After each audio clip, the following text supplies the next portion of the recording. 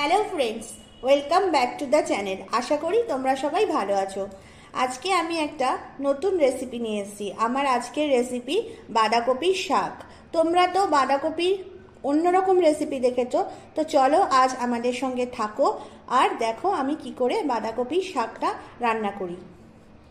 তোমরা এখানে দেখতে পাচ্ছ আমি কড়াইতে দিয়ে দিয়েছি সর্ষের তেল, আর সর্ষের তেলটাও গরম হয়ে গেছে।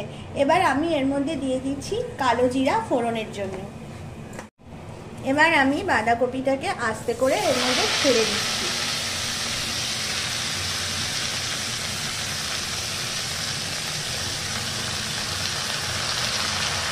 এবার আমি এখানে সামান্য পরিমাণে নুন দিয়ে বাঁধাকপিটাকে আমি ঢাকা দিয়ে রেখে দেবো।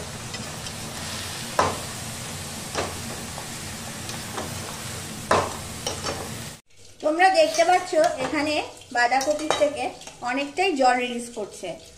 এবার এই পর্যায়ে এসে আমাদেরকে করতে হবে, গ্যাসটাকে বাড়িয়ে দিতে হবে। আর কিন্তু এখন সিমে রাখা চলবে না যতক্ষণ না জলটা পুরো টেনে যাচ্ছে।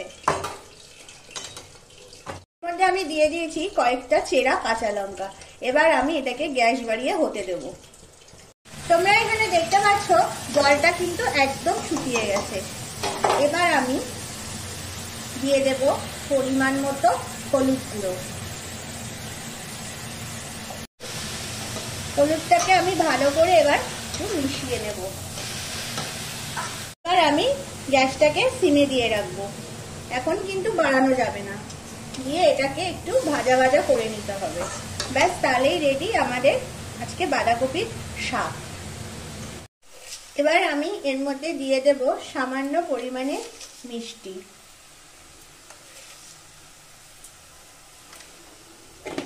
এবার আমি আবার একটু ঢাকা দিয়ে রেখে দিচ্ছি।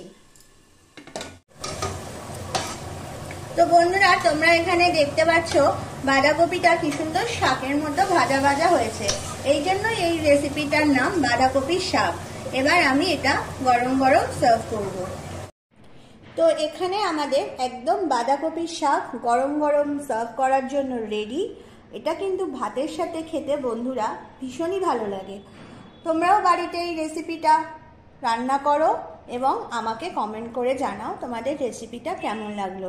আর প্লিজ স্টে উইথ সৌভিক চ্যানেলটাকে অবশ্যই তোমরা সাবস্ক্রাইব করো আরও ভালো ভালো রেসিপি দেখবার জন্য।